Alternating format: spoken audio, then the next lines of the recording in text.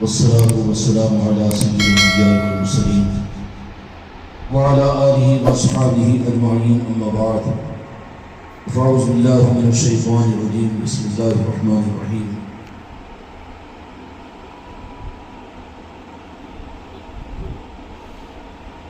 إنا أعطيناك الكوثر فصل لربك وانحر إن شانئك هو الأبتر وقال تعالى في عصمته النبي الكريم في كلام المجيد القرآن الحميد في شان حبيبه إن الله وملائكته يصلون على النبي يا أيها الذين آمنوا صلوا عليه وسلموا تسليما اللهم صل على محمد وعلى آل محمد وبارك وسلم صلاة وسلام عليك يا رسول الله صلاة وسلام عليك يا حبيب الله.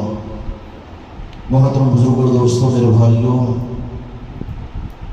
اس مبارک مہینے کے اس مبارک عشرے کے اندر ان مبارک مجلسوں کی نسبتیں یہ نور علی نور کا درجہ رکھتی ہے. ذی الحجہ کا مہینہ یہ معمولی مہینہ نہیں ہے، بلکہ یہ مہینہ عالم اسلام کے لیے اور اسلام کی تاریخ میں نہیں. ذی الحجہ کا مہینہ اسلام کی تاریخ نہیں ہے، بلکہ اسلام کی تاریخ بنانے کا مہینہ ہے. ذی الحجہ کا مہینہ یہ نہیں کہ صرف وہ تاریخ کا ایک باب ہو جو گزر گیا ہو، بلکہ حقیقت میں اللہ تبارک و تعالیٰ کی طرف سے ذی الحجہ کا مہینہ امت کے لیے آگے قبولیت کا راستہ اختیار کرنے کا مہینہ ہے. اور وہ قبولیت کا راستہ بھی کوئی کتابوں کی صورت میں، کوئی ٹیچروں کی صورت میں، کوئی مقرروں کی تقریر کی صورت میں نہیں ہے، بلکہ ایمان والوں کو اللہ تعالیٰ نے نماز جیسے عمل کے لیے جب یہ نماز کے عمل کا ارادہ کرتے ہیں تو پھر نیت کے بعد انی وجہت وجہیہ للذی فطر السماوات والارض حنیفا وما انا من المشرکین، یہ ساری جہدوں سے اپنے رخ کو پھیر کر رب العالمین اپنے جہد کو اور اپنے رخ کو تیری طرف میں ہم نے کر لیا ہے. اپنی نمازوں کی نیت تو ہم یہ کرتے ہیں، لیکن اسی نماز میں نیت ہماری دکان کی طرف میں ہو، یا اپنی دنیا کی خواہشات کی طرف میں ہو، یا اپنی دنیاوی زندگی کی طرف میں ہو، تو اپنی ہی نیت کا رد ہماری نمازوں میں ہو رہا ہے. تو یہ ڈپلیکیٹ نماز رب کی بارگاہ میں کہاں قبول ہوگی؟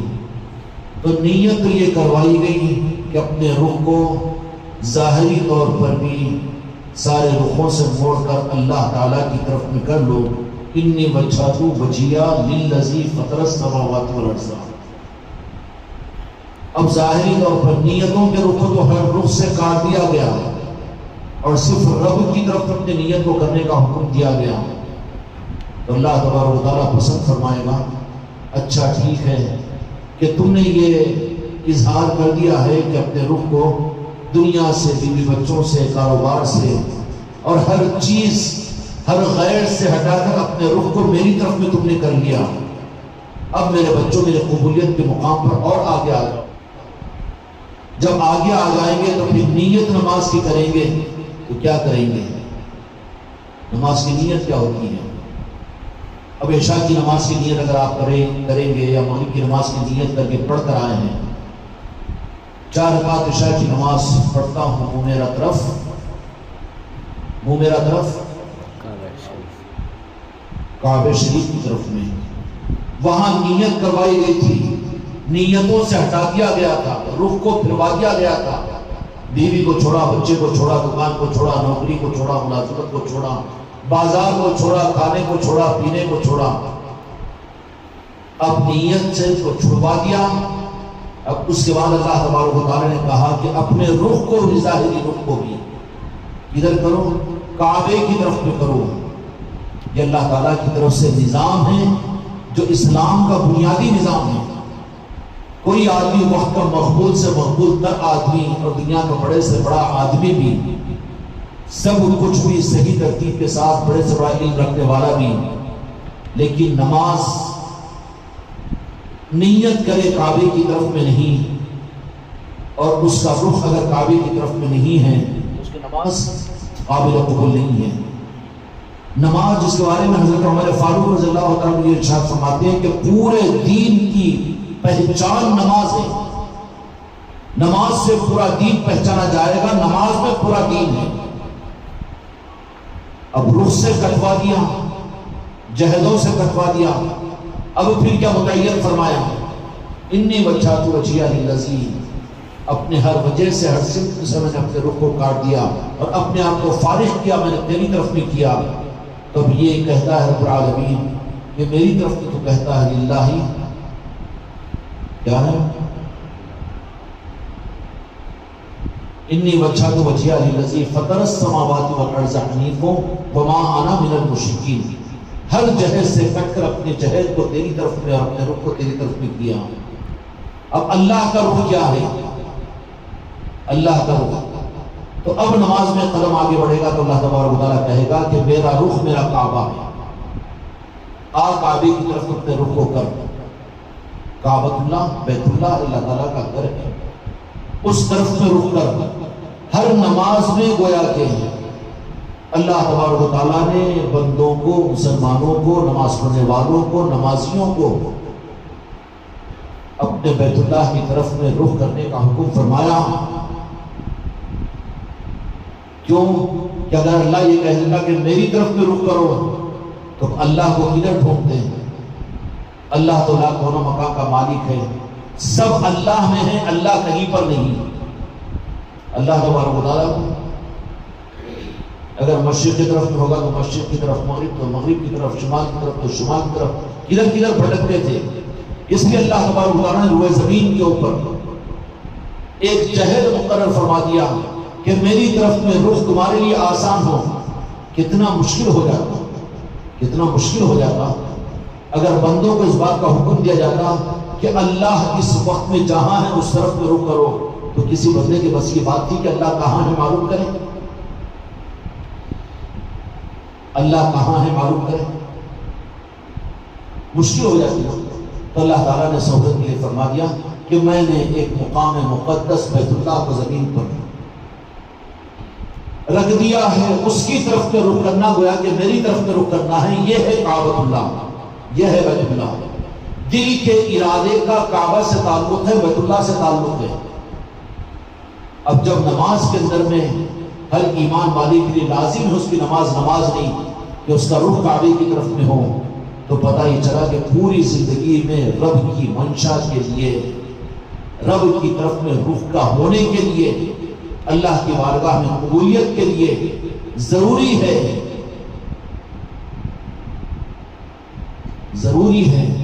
کہ رخ کعبے کی طرف میں ہو، بیت اللہ کی طرف میں ہو۔ اب بیت اللہ کیا ہے؟ بیت اللہ اس لیے کہ اس کو اللہ نے اپنا گھر کہا اور اپنی طرف میں رخ کرنے، بیت اللہ اپنی طرف میں رخ کرنے کو قائم مقام بتا دیا کہ جو بیت اللہ کی طرف میں رخ کیا اس نے میری طرف میں رخ کیا۔ اب کیوں رخ کرے؟ بندے محتاج اپنے دین میں بھی اور دنیا میں بھی رب کے، اب رخ کرتے ہیں تو اللہ تبارک و تعالیٰ پھر اس رخ کی وجہ سے انہیں اپنا وجدان اور اپنا حق ادا کرتا ہے۔ قیامت تک حق دنیا میں بندوں کو جو ملے گا اللہ کی طرف سے، عرش الہی سے، بیت اللہ کے ذریعے سے دنیا میں تقسیم ہوگا۔ کیسے ہوگا؟ بیت اللہ سے، بیت اللہ سے تقسیم ہوگا۔ اس لیے ہر نماز کے اندر میں حکم یہ دیا گیا کہ رخ بیت اللہ کی طرف میں کرو، اور اس معنی کے اندر میں کہ اپنے دل کا کعبہ بیت اللہ کو بناؤ، بیت اللہ کی طرف توجہ ہو، اور جو رخ بیت اللہ سے تمہیں مل جائے وہی اللہ تبارک و تعالیٰ کا رخ ہے اور حق رخ ہے۔ ہندوستان اور اہل دکن کو یہ دولتیں اللہ تعالیٰ نے بیت اللہ سے عطا فرمائی ہیں۔ حضرات یوسفین شریفین، کل کی مجلس میں حضرت اللہ کی طرف سے آپ لوگوں نے بڑی تفصیل سے بیان سنا ہوگا۔ حضرت یوسف بابا، حضرت شریف بابا رحمۃ الرضوان، یہ کون ہیں؟ ملک شام میں، کنعان میں، مصر کے اندر میں تولد ہوا۔ وہاں سے پھر اللہ تبارک و تعالیٰ نے بلایا دکن کے لیے اور حیدرآباد کے لیے اور ہندوستان کے لیے۔ حج کے ارادے کے ساتھ میں پہنچے کعبۃ اللہ کو۔ اللہ کرے کہ کعبۃ اللہ پر پہنچنے والوں کو کعبۃ اللہ کا حق سمجھ کر حق ادا کرنے کی توفیق عطا فرمائے۔ جو کعبے پر جو حاجی جاتا ہے وہاں سے یا تو ہدایت لے کر آئے گا یا وہاں سے گمراہی لے کر آئے گا. خدا کے قرب کا راستہ ملے گا یا خدا اس سے ناراض ہو کر اس کو واپس بھیجے گا. آنے کے بعد اگر حج قبول نہیں ہوا تو پہلے سے زیادہ بے ایمان ہو جائے گا, پہلے سے زیادہ مکار ہو جائے گا, پہلے سے زیادہ دین سے بے رغبت ہو جائے گا. حجر اسود کے بارے میں میرے آقا نے فرمایا کہ استسلام کی وجہ سے ٹھپا لگ جاتا ہے, مہر لگ جاتا ہے. بعض وہ ہوتے ہیں جن کے ایمان کی سند ہو جاتی ہے, اور بعض وہ رہتے ہیں کہ جیسے استسلام کرتے ہیں اشارے سے بھی تو وہاں پر جو کچھ بھی ہے وہ حجر اسود کھینچ لیتا ہے اور منافقت کا, مجرموں کا ٹپا اس پر لگا دیتا ہے. پھر دنیا میں ان کو کہیں پر ہدایت نہیں مل سکتی, وہاں کے بگڑے ہوئے پھر کہیں نہیں بن سکتے. اس لیے بہت سے حاجیوں کو اور بہت سے کعبۃ اللہ پر جا کر آنے والوں کو اور بہت سے عمرہ کرنے والوں کو آنے کے بعد پہلے تو بھی کچھ تو بھی دین کی عظمت کی ہوگی, لیکن اب تو بابا یہ نہیں کرتا ہے اپنی مرضی کا دین. ہم سعودیہ کا دین دیکھ کر آئے ہیں اور وہاں پر ایسا نہیں ہوتا اور وہاں پر یہ نہیں ہوتا, وہاں یہ عظمت اور تعظیم کے نظام نہیں ہے. آنے کے بعد تو اتنے جلدی ہو جاتے ہیں. کیا ہوا کہ وہاں سے مہر لگا دی گئی. اس لیے ان مقامات کے اوپر بہت ڈرنا چاہیے کہ وہ حاضری کا موقع مل جائے. صرف ایک ہی روز حج پورا ہو جائے گا, ہم نواز دیے جائیں گے, یا ہر حاجی اپنے بارے میں سوچے کہ میرا حج تو حج مبرور ہوگا. نہیں, بلکہ حج مبرور نہیں بلکہ ہے سو ایمان بھی لٹ جاتا ہے وہاں پر. اگر وہاں قبول نہیں ہوا ہوگا تو لٹ جاتا ہے. تفصیلات جانے کا وقت نہیں. حضرت یوسف بن رحمت رضوان بھی اپنے ملک سے نکل کر پہنچے کعبۃ اللہ پر حج کے ارادے کے ساتھ میں. ایام حج میں چونکہ پیدل اور اونٹوں کا اور جانوروں کا سفر ہوا تھا, اس زمانے کے اندر ہوتا تھا, تو وہی تاریخ 6 اور 7 ہوگی کہ کعبۃ اللہ کے اندر میں ازدحام کے اندر میں طواف کے اندر میں مشغول ہے. لیکن خدا کا نظام ہوتا ہے, پہنچے ہیں کعبۃ اللہ کے اوپر, کعبۃ اللہ پر. اس لیے دنیا کے سارے نظام عالم کے فیصلے بالخصوص دینی اور روحانی معاملات کے اندر میں فیصلے جو ہوتے ہیں, دنیاوی نظام کے دنیاوی معاملات کے اندر میں فیصلے شب قدر کے اندر میں ہوتے ہیں انسانوں کے, لیکن روحانیت کے نظام کے کہ اللہ تبارک و تعالیٰ روحانیت کے نظام کو دنیا میں چلائے اور دنیا کے اندر میں اپنی محبوبیت اور اپنے محبوبوں کے نظام کو دنیا میں چلائے. یعنی طریقت کے نظام کے چلانے نہ چلانے, عطا کرنے نہ کرنے اور نوازے جانے کے نہ نوازے جانے کے, یہ فیصلے شب برات میں نہیں ہوتے بلکہ وہ حج کے موقع پر ہوتے ہیں. حج کے موقع پر ہوتے ہیں, اور حج کے موقع پر اللہ تبارک و تعالیٰ اس جشن کے اندر میں میرے آقا دو جہاں کے مالک حضرت محمد مصطفیٰ صلی اللہ علیہ وسلم کی موجودگی کے اندر میں تمام انبیاء, تمام عارفین اور صحابہ کے سامنے ان سارے فیصلوں کو فرماتا ہے. اور وہ مقام اور وہ تاریخیں بھی الگ ہوتی ہے جس پر ساری دنیا کے اولیاء کو دو جہاں کے مالک کی غلامی میں ان اولیاء کو سب کو بلایا جاتا ہے اور پھر نظام عالم کے لیے فیصلے کیے جاتے ہیں. اس لیے بالخصوص ان 8, 9, 10 تاریخوں کے اندر میں امت کے لیے ہم نے اپنی بیٹیوں کو, اپنے مریدوں کو بھی, اب تم لوگ جائزہ دیکھ لو میسج دیکھنے کے بعد, پڑھے بھی کہ نہیں بدرسیب ہوں گے جو نہیں پڑھے ہوں گے, لیکن معمولات ہم نے دیا تھا خانقاہ محمدی والوں کو کہ پہلی ذی الحجہ سے لے کر 14 ذی الحجہ تک کون سے معمولات کرنے کے تھے؟ 11 مرتبہ وضحیٰ واللیل اذا سجا, 51 مرتبہ سورہ کوثر پڑھ کر دعا کیا کرنا. دعا یہی کرنے کے لیے ہم نے کہا تھا جو شائستہ بھی بھول گئے تھے, یا اللہ امت کے لیے راہ طریقت کے نظاموں کو کھول دے اور پھر سے اپنے قربت کے اور اپنے قرب کے راستوں کو آسان فرما دے. شریعت امت کے لیے طریقت کے رنگ کے نہ ہونے کی وجہ سے مشکل بن جاتی ہے. اس لیے آج مسلمان بھی مرتد ہو رہا ہے اور مسلمان بھی دین پر چلنا اس لیے مشکل ہو رہا ہے, اگرچہ کہ دین پر چلانے کی کوششیں دنیا میں آج سے زیادہ پہلے کبھی نہیں تھی. جتنے دینی خدمات ہیں, جتنی جماعتیں اور مسلک ہے, ہر ایک کا مقصد یہ ہوگا کہ امت کو دین پر لائیں, لیکن امت دین پر وہ نہیں آ سکتی ہے. کیوں؟ اس کی وجہ یہ ہے کہ وہ اسٹیئرنگ فری نہیں ہے جو طریقت کی وجہ سے ہو سکتا تھا.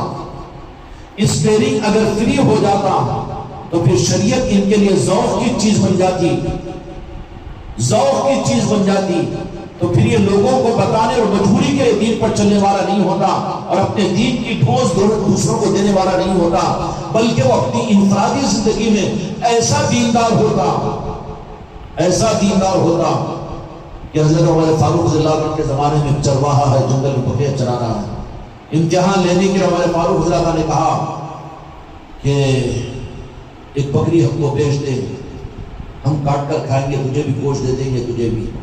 تو کہا کہ میں اس کا مالک نہیں ہوں، میں اس کا مالک نہیں ہوں، مالک کوئی اور ہے۔ تو کہا کہ مالک کو کیا پتا، ہم کاٹیں گے بھی، تجھے بھی کھلائیں گے۔ امتحان لیا تھا حضرت عمر رضی اللہ عنہ، لالچ نہیں تھی، نعوذ باللہ علیہ وسلم، ایمان چل جائے گا صحابہ کے عقیدے پر اگر شک کرے گا تو۔ امتحان لیا تھا کہ میری موجودگی کے اندر میں، امت کے اندر میں دین کہیں صرف تفاخر کا تو نہیں بنا، بلکہ دین ان کے اندر بھی موجود ہے کہ نہیں۔ آج مسلمانوں کے اندر میں چھوڑ دو، تمہارے میرے اندر بھی دین خالی اوپر ہے، اندر کی نیتیں، اندر کے ارادے، اندر کے عمل۔ ہم مجموعوں کے ولی ہیں، تنہائیوں کے شیطان بن رہے ہیں۔ جہاں اختیار مل جاتا ہے وہاں پر دین کا کیا معیار ہوتا ہے۔ مسجد میں آئے تو فرض کے بعد سنتیں پڑھنے کو تیار نہیں، سنتیں اگر ہو جائے تو نفل کے لیے دل نہیں لگتا، تو ہم دین کے خبردار ہیں، بچنے کا راستہ ڈھونڈتے ہیں، ہم اپنے آپ کو بچانے میں ہم اپنی حفاظت محسوس کرتے ہیں۔ حضرت عمر رضی اللہ عنہ نے کہا کہ اچھا پھر چلو امتحان لیں۔ کہا کہ ٹھیک ہے، آپ بھی ہمارے ساتھ سے کھا لینا۔ تو کہا کہ کھانے کا تو سوال نہیں، اس لیے کہ میرا روزہ ہے، رمضان کا مہینہ نہیں تھا، وہ ذی الحجہ کا مہینہ نہیں تھا، شب برات کا روزہ نہیں تھا، بلکہ وہ روزے جنگلوں میں بکریوں کے چرانے والے۔ آج تو روزہ راتوں سرما ورما لگا کے، سورج سکھا کے، خاص طور پہ ہاں کیا روزہ، کیا گرمی ہے، کیا گرمی ہے۔ کیوں ہو گیا؟ طریقت کا رخ نہیں ہے امت کے اندر میں۔ طریقت دین کو آسان بنا دیتی ہے، اور طریقت کی وجہ سے یہ دین ایکسپوزنگ کا دین نہیں رہتا، بلکہ اپنی انفرادی زندگیوں میں یہ دیندار رہتا ہے، رات کی تنہائیوں میں دیندار رہتا ہے، جہاں اختیارات ہو وہاں پر دیندار رہتا ہے یہ۔ ورنہ دین پہ فیشن بن جاتا ہے، دین فیشن بن جاتا ہے۔ فیشن بن رہا کہ نہیں بن رہا؟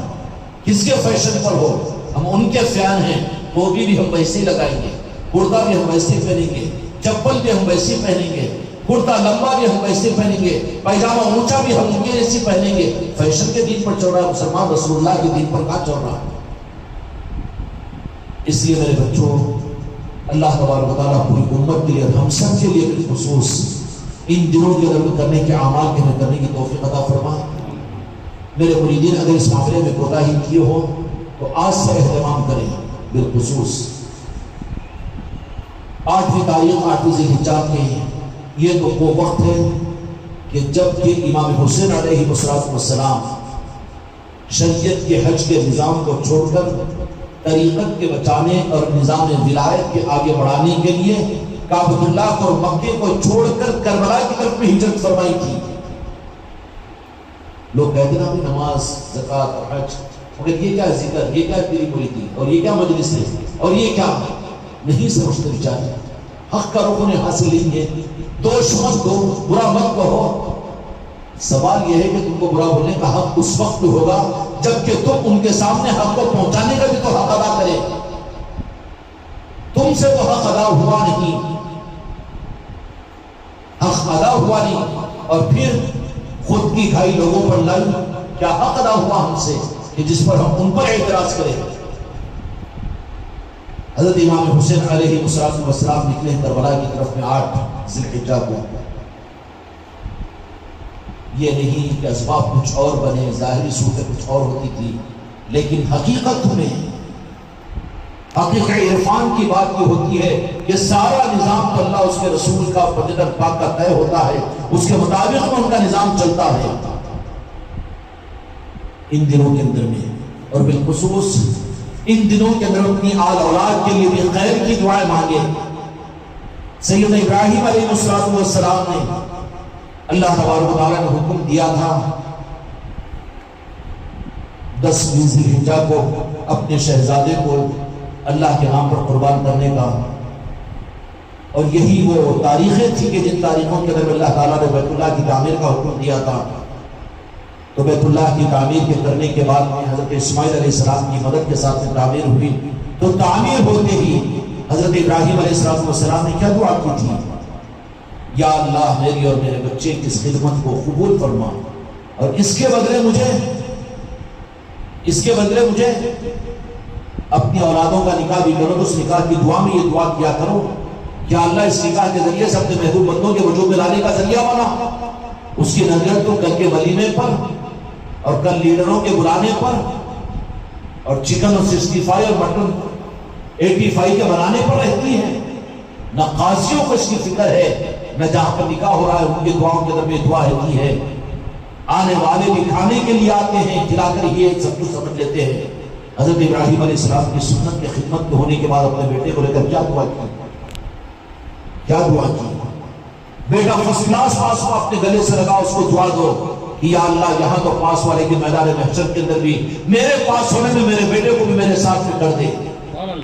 بیٹی کے ساتھ میں اگر محبت کا جذبات کا سمندر امڑ جائے تو اس کو بھی اپنے سینے سے لگاؤ. یا اللہ تیری آل اور تیری اولاد کے اندر میں اولیاء سے محبت کرنے والے اولیاء کو پیدا فرما دے. یہ دعا دینا نا. اب دعا بھی کیا دیتا ہے ذرا شاہ صاحب سے، جس کو کتنی لمبی دعا، تیری جان میں، ایمان میں، اعمال میں، عمل میں، تیری کھال میں، تیرے مال میں. کہیں کو تم زیادہ کماؤ تو کچھ لاگے مجھے بھی دو. نہیں، یہ بات نہیں. دعاؤں کا رخ الگ ہونا چاہیے. اگر کسی کے نکاح میں جاؤ، کسی کے نکاح کے پڑھانے کا موقع مل جائے اور کسی دولہے سے ملاقات کرو، کسی کے ولیمہ کی دعوت میں جاؤ تو معانقہ کرو، تو دعا کرو، دل سے کہو، یا اگر حق ہو تو زبان سے کہو کہ اللہ تمہاری نسلوں کے اندر اللہ اپنے اولیاء کو پیدا کرے. وہ نہیں تو کم از کم اولیاء کے چاہنے والوں کو پیدا کرے. یا اللہ تو نے ہم کو عزت کے ساتھ میں بلایا ہے، اے دولہے تیرے اس کھانا کھانے کے بعد میں ہم تیرے لیے دعا یہ کرتے ہیں کہ اللہ تیرے دل کے اندر میں اہل بیت کی محبت پیدا فرما، آل رسول کی محبت پیدا فرما. مگر یہ ہمت کی ضرورت کہاں ہے؟ کھا کے تو خاموش بغیر ملے نکل جانے کی چکر میں رہتے، بہت دیر ہو گئی بلکہ نہیں. بڑی بے رخی کی بات ہے یہ. اس لیے ذوالحجہ کا مہینہ اسلام کی تاریخ کا مہینہ نہیں ہے، بلکہ اسلام کی تاریخ بنانے کا مہینہ ہے. کعبۃ اللہ کی طرف متوجہ فرمایا نمازیوں کو کہ ہر نماز میں ایک حاجی کو ایک حج عمر میں فرض ہے ایک مرتبہ اس کے گھر پر جانا، لیکن ہر نماز کی ہر رکعت کے درمیان فرض ہے کہ وہ اس کے گھر کی طرف میں رخ کرے. اور رخ کیوں کرے؟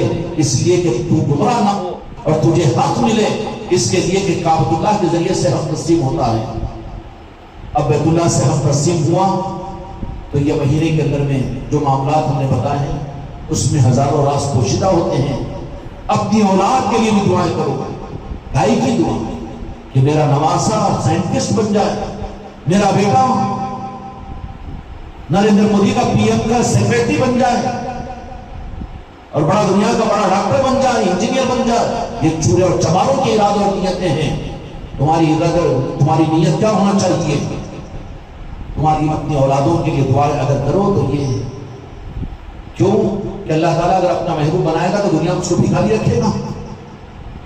دنیا دے دے لیکن دنیا کا بھکاری رہے گا. وہ رب کی بارگاہ سے دھکار دیا جائے گا، ذلیل و رسوا ہو جائے گا. قارون کے خزانے اس کے سر پر لا کر خدا اس کو دھسا رہا ہے. اپنی اولادوں کے لیے دعا کرو خوشی کے موقع پر یا خوش ہو کر. کبھی زیادہ اپنی اولادوں کی محبت تمہارے اندر میں آ جائے یا تمہارے چھوٹوں کی، تمہارے پیر بھائیوں کی، تمہاری بیگم ہی کے بارے میں کبھی بہت اچھا کھانا پکاؤ تو کہہ دو کہ اللہ اس کے برکت سے سید کائنات فاطمہ الزہرا کی محبت عطا فرما.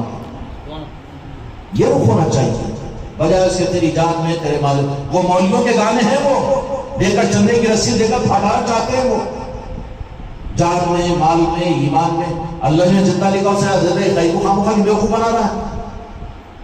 مانگنے کی، لینے کی، دینے کی چیز کیا ہے؟ یہ چیزیں ہیں سر. سمجھ آ گئی بات؟ ان چیزوں کو رواج میں لاؤ تو ان دنوں کے اندر ان کی اولادوں کے لیے نیک بختی کی دعا کرو اور کائی کی کہ یا اللہ اپنے محبوب کا چاہنے والا بنا دے. ان کی اولاد کو تیرے محبوب کے چاہنے والوں کو پیدا فرما. پنجتن پاک کے منجد پاک کے قدموں کی خیرات کے لینے والوں کو پیدا کر، ان کے نسلوں کے اندر میں کیوں یہ سنت ابراہیمی ہے، خدمت کرنے کے بعد تم قربانی دے رہے ہو، قربانی کے بعد بھی کس بات کی دعا کرو، تقبل منی تقبل منی، قربانی قبول کیا کرے گا؟ موٹے جانور بیٹھ کے پل صراط پہ جائے گا؟ ارے پل صراط پر پل چھپک دے پہنچ جائے، اس کا انتظام کر۔ وہ انتظام کیسا ہوگا کہ بٹن یہاں ڈالے اور وہاں نظر آ جائے؟ وہ ہوگا غوث و خواجہ کی غلامی کے ذریعے سے۔ اللہ سے یہ کہہ دیں گے یہ غوث و خواجہ کہ یہ میرے چاہنے والے ہیں، اللہ تو نے وعدہ کر دیا کہ میرے چاہنے والوں کو تو پریشان نہیں کرے گا۔ پھر کہاں جا کے پوچھیں گے کہاں؟ پل صراط ہم سنتے تھے مولانوں سے، علماء سے معلوم کریں گے، ارے تم تو گزر کے آ گئے نا وہاں پر، وہ کون لوگ ہوں گے؟ بخاری مسلم کی حدیث کی روشنی میں بات کر رہا ہوں، تم تو گزر کر پتہ ہی نہیں چلا، کیوں؟ نسبتیں تمہیں کرنٹ کی طرح سے پہنچا دی۔ اب بجائے اس کے موٹی سواری ہونا، کہتے 50,000 روپے کا ایک بیل ہونا، 80,000 کا بکرا، تاکہ اس میں بیٹھ کر یہ جاتا، قربانی کے بکرے پر بیٹھ کر جاتا۔ معاونت ہے وہ، قبولیت کی ایک روح ہے سمجھانے کے لیے، لیکن حقیقت پھر اللہ نے کہہ دیا، کیوں کہا قرآن مجید کے اندر میں کہ تمہاری قربانیوں کا گوشت اور خون اللہ کے پاس نہیں پہنچتا، تو پھر یہ بکرا پل صراط پر سے کیسے جا رہا ہے؟ یہ سب چمڑا وصول کرنے کے لیے چکر ہے یہ؟ ہاں، بکرا تمہارا چمڑا ہمارا، نادیدہ ہے یہ نہ کاندہ والا ہے۔ حضرت ابراہیم علیہ السلام سے اللہ نے کہا کہ تو مانگو میرے خلیل میں دینے کو تیار ہو، تو اپنے بیٹے کو اپنے ساتھ میں لے کر کس بات کی دعا؟ جاؤ بزرگوں کے آستانوں پر اپنی اولادوں کو لے کر، اپنے مریدوں کو لے کر، اپنے پیر بھائیوں کو لے کر، تو کیا مانگنا چاہیے؟ اللہ نے کہہ دیا کہ مانگو خلیل میں دینے کو تیار ہوں۔ تو حضرت ابراہیم علیہ السلام جن کی دعا قرآن مجید کے اندر موجود ہے کہ کعبۃ اللہ پر قریب میں کھڑے ہو کر یہ دعا مانگی کہ یا اللہ ہماری اس خدمت کو میرے اور اسماعیل کی قبول فرما، اور اس کے بدلے میں کعبۃ اللہ اور بیت اللہ میں عبادت کے نظام کو قائم فرما کہ لوگ یہاں پر عبادت اور طواف کے لیے آئے۔ بیٹے کی خدمت کو قبولیت والے مقام پر بیٹے کو پہنچایا، اور اس بیٹے کے ساتھ اپنے ہاتھوں کو اٹھا کر کیا دعا مانگ رہے ہیں؟ اس کعبۃ اللہ میں عبادت کے نظام کو قائم فرما، عبودیت اور بندگی کے نظام کو قائم کر۔ دعاؤں کا رخ کیا ہونا چاہیے اہل طریقت کا؟ اہل طریقت کا رخ کیا ہونا چاہیے؟ ابراہیم علیہ السلام کی دعائیں۔ اس کے بعد نے پھر فرمایا یا اللہ، ابراہیم علیہ السلام کو اللہ تعالیٰ نے کہا کہ اے ابراہیم خلیل ہم دینے کے لیے تیار ہے، اور جو مانگو ہم دینے کے لیے تیار ہے۔ تو پھر اولادوں کے لیے مانگنے کا ابراہیم علیہ السلام کو جو رخ سکھایا گیا ابراہیم خلیل علیہ السلام کو، خانقاہ والوں کے لیے ضروری ہے۔ سلام ہو سید ابراہیم علیہ السلام کے اوپر کہ انہوں نے رخ بتا دیا ہے طریقت کو، خانقاہ محمدی والوں کو، کہ کیا مانگو؟ یا اللہ اس خدمت کو قبول فرما، اس کو عبادت فرما، کعبۃ اللہ کو، بیت اللہ کو، عبادت کے نظام کو قائم فرما۔ تیسری دعا کیا تھی؟ کہ تیسری دعا جو قرآن مجید میں اللہ تبارک و تعالیٰ نے نقل فرمائی، کہ تیسری دعا کیا تھی؟ یا اللہ میری نسل میں وہ جو تیرا محبوب جس کا تو نے تذکرہ فرمایا ہے، جن کی عظمتوں کے لیے کائنات کو بنایا ہے، وہ جو جہاں کے مالک، جن کے غلام ہم، جن کا نام لینا کی لیوا ہو کر ہم کو یہ سعادت مل رہی ہے، وہ تو جہاں کے مالک محمد رسول اللہ صلی اللہ علیہ وسلم میری آل میں پیدا فرما۔ رب نے کہا کہ ہاں یہ بھی نعمت دے دیتا ہوں، کیا دے دیتا ہوں؟ ٹھیک ہے ابراہیم خلیل کہ میرے محبوب کو تمہاری نسل ہی کے اندر میں پیدا کروں گا، تمہاری آل میں۔ چنانچہ بنو اسماعیل نے ظاہری طور پر آپ کو بنو اسماعیل میں پیدا کیا۔ اس کے بعد میں کہا کہ اور مانگو ابراہیم خلیل، بیٹا بھی ساتھ میں ہے، قبولیت کا وقت ہے، کعبۃ اللہ کے سامنے کھڑے ہوتے ہیں۔ اب سوچو کعبۃ اللہ پر پہنچے تو ہم کیا مانگ لیتے ہیں؟ پہلی نظر پڑتے ہی کہنے والے بھی تو بیچارے کچھ کہیں گے نا، بھوکے کو تو روٹیاں چاہیے، شیر کو یہ، اس سے زیادہ کی اوقات نہیں روک بتایا گیا۔ تمنا کیا ہوتی؟ کعبۃ کیا مانگ لی؟ کچھ بھی نہیں، آتے 5 کلو سونا ہاتھ میں آ جانا، نہیں تو وہیں ڈھونڈ کے تو کس کا تو بیاگ ہم کو مل جانا، نعوذ باللہ نعوذ باللہ۔ حضرت ابراہیم علیہ السلام کو اللہ تبارک و تعالیٰ نے فرمایا کہ مانگو اور مانگو، ہم دینے کے لیے تیار ہے ابراہیم۔ تو ابراہیم خلیل ہمارے علیہ السلام ہمارے آقا نے کیا دعا مانگی؟ کہ تیرے آخری نبی کو ہماری آل میں دے دے. کہا کہ یہ بھی قبول، چلو موقع مل رہا ہے تو اور قبول کروا لو. کہا کہ ابراہیم آگے کی اور دعا مانگو، قرآن مجید میں موجود ہے، کسی بھی تفسیر کی کتاب میں نہیں، قرآن کے ترجمے میں دیکھ لیجئے. تو پھر چوتھی دعا حضرت ابراہیم علیہ السلام نے کیا مانگی؟ یا الہ العالمین، یا الہ العالمین، دو جہاں کے مالک کو ہماری آل میں پیدا فرما. اسی کے ساتھ میں فرمایا کہ عبادتوں کے نظام کو قائم فرما، کہ لوگ آتے رہیں کعبۃ اللہ کو آباد کرتے رہے، طواف ہوتا رہے. کہا کہ یہ بھی دعا قبول، کہ کوئی لمحہ طواف سے خالی نہیں رہے گا. یہ ابراہیم علیہ السلام کی دعا جو قبولیت کی دلیل ہے. یہ بھی ہو گیا. کہا کہ اور یا اللہ میں تو مانگ لیا. اب اس کا نے کہے کہ یا اللہ جو میرے حق میں بہتر ہو وہ عطا کر. تو کہا کہ یا اللہ میں اپنے اعتبار سے مانگا ہوں، اپنے اعتبار سے مانگا ہوں، تیرا شکر ہے کہ تو نے مجھے عطا کر دیا. اور وہ سب سے بڑی نعمت مانگی حضرت ابراہیم علیہ السلام نے کہ دو جہاں کے مالک کو اپنی آل میں مانگ لیا. چنانچہ دو جہاں کے مالک میرے آقا بنو اسماعیل کے اندر میں ہیں، ہاشمی ہیں. اتنی بڑی نعمت دینے کے بعد بھی پھر اس کے بعد آپشن رکھ دیا کہ اللہ یہ تو میں مانگا تھا، اب پورا مانگ لیا. اور یہ نہیں فرمایا پورا ہی مانگ لیا. اب بزرگوں کے آستانوں پر جاتے ہیں قبولیت کے وقت بھی تو اپنی لیمٹ کے ساتھ بھی کلوز کر دیتے نا جی وہاں پر. حضرت ابراہیم علیہ السلام نے جب یہ دعائیں مانگ لی تو اللہ تعالیٰ نے فرمایا کہ ابراہیم ہم نے تمہاری دعا کو قبول کیا، عبادت کا نظام بھی قائم رہے گا، کعبۃ اللہ کی طواف بھی لوگ کرتے رہیں گے، اور اپنے محبوب کو بھی تمہاری آل کے اندر میں پیدا کریں گے، ظاہر کریں گے. لیکن یہ جو تم نے مانگ کر لیا، جو تم نے مانگا ہم نے وہ بھی عطا کیا. اور ایک چیز اور ایک دعا ہم تم کو اس بیت اللہ کی تعمیر سے خوش ہو کر اور اپنے بیٹے کو سامنے رکھ کر جو دعا تم کر رہے ہو، ہم اپنی طرف سے ایک انعام بھی دینا چاہ رہے ہیں کہ نبوت بھی تمہاری آل میں چلے گی اور امامت بھی تمہاری آل میں چلے گی. امامت بھی تمہاری آل میں چلے گی. یہ گفٹ گاڈ گفٹ ہے اللہ تعالیٰ کی طرف سے. کس کو؟ حضرت ابراہیم علیہ السلام کو. نبوت تمہاری آل میں تم نے مانگا ہم نے عطا کیا، لیکن ہم اپنی طرف سے تم کو تم نہ مانگنے کے باوجود ہم امامت بھی تمہارے آل میں دیں گے.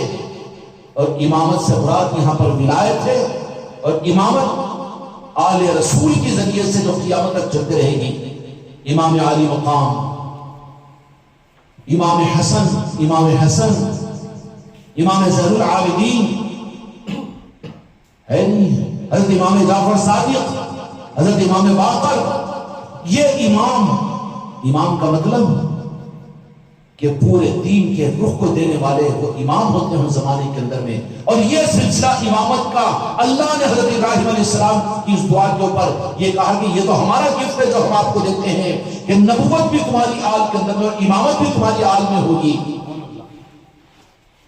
امامت بھی تمہاری آل میں، یہ جو گفٹ خدا کی طرف سے ملا تھا. تو پھر امامت کی صورت کے اندر میں مولا علی کی آل میں، مولا علی علیہ السلام کے شہزادوں میں اب امامت کو یہاں پر موڑ دیا گیا امام حسن اور امام حسین علیہ السلام کی طرف میں. یہ بات دوسری طرف نکل گئی میرے بچوں.